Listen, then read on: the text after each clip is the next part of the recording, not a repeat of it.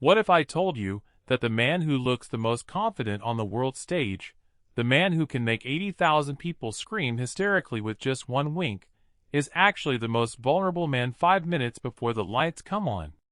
What you see on stage is Bruno Mars, the superstar. But what happens behind that black curtain is Peter Jean Hernandez, a little boy who just wants to call home. And tonight, for the first time, the band that has been with him for more than 15 years, the Hooligans, is leaking a secret they have guarded so tightly. A ritual so romantic, so clean, so heart-touching, that it made every woman in the room cry. Welcome back to our favorite channel, the place where we do not just talk about news about Bruno, we talk about his heart. If you are a new fan, welcome to the family. If you have been here for a long time, you know we always look for the deepest side of Bruno that entertainment cameras never show. Today, we are going to enter the most private room in the life of a legend. We are going to break down the 3 sacred rituals that Bruno Mars does before he goes on stage. Rituals that do not involve crazy parties, do not involve excessive alcohol, do not involve Hollywood artist drama. This ritual is very clean, very pure, and very romantic. And I promise you, if you watch this video until the very last second in part 2 later, you will understand why Bruno never changes, why he remains humble after all this fame, and you will hear a direct quote from the Hooligans about the short prayer he always whispers for his beloved mother, Bernadette, which is the reason why every song feels like a hug. Stay here, because the third secret, about the drink he drinks, has a much deeper meaning than just a brand. But you don't understand.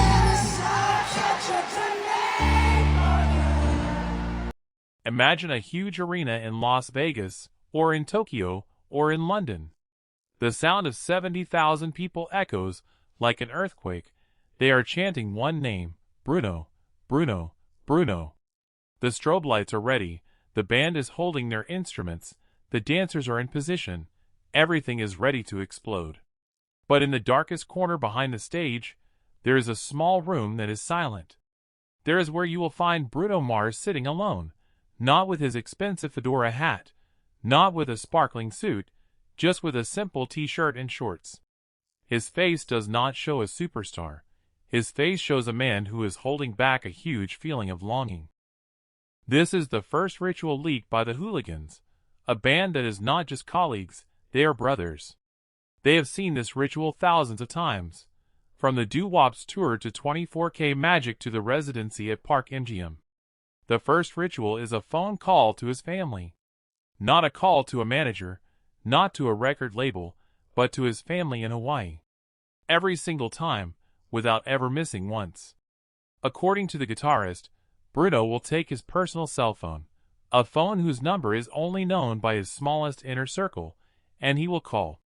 Sometimes he calls his father, sometimes his sister, sometimes his little newborn nephew. And that conversation is never about the concert, never about how many tickets were sold, never about how many $1 million that night. That conversation is always about small things that make us all human. He will ask, "Have you eaten? How was school today? Is the dog at home okay?"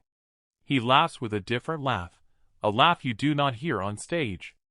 The laugh of Peter, not the laugh of Bruno. Female senior fans, who have followed Bruno since the beginning of his career, say that this is the reason why they love him so deeply. Because in a world where fame often makes people forget their roots, Bruno instead plants his roots deeper every time he is about to fly higher. That phone call is his anchor. It is his way of reminding himself that after all the cheering is gone, after that stage makeup is wiped off, he is still the little boy from Hawaii who was raised with great love.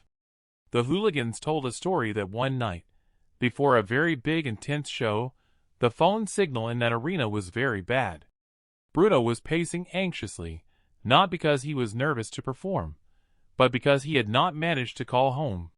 He would not go on stage until he heard his family's voice. Finally, the production team had to bring a special device so that the call could connect. And when the call finally connected, and he heard the voice on the other side saying hello, Bruno's shoulders, which had been tense, immediately dropped, his smile returned, and he said, "Okay, now I am ready." Imagine how romantic that is, a man whose strength does not come from ego, but from his family's love. After that phone is closed, the room becomes even more silent. This is the second ritual, the most emotional and most personal ritual, which makes many of us who hear it unable to hold back tears. A short prayer for his mother. Bernadette San Pedro Bayo, the woman who was the center of Bruno's universe, the woman who taught him how to sing, how to dance, how to love music with all his soul.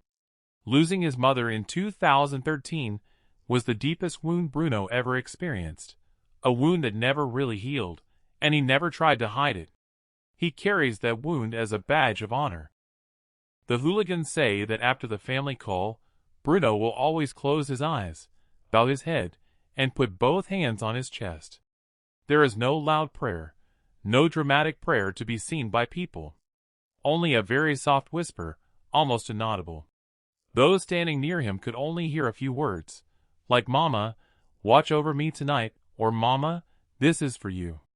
Sometimes he is just silent for 30 seconds, letting his tears flow slowly before he wipes them away quickly and smiles again. This ritual is not about a specific religion. It is about a child's love for his mother that is never broken by death.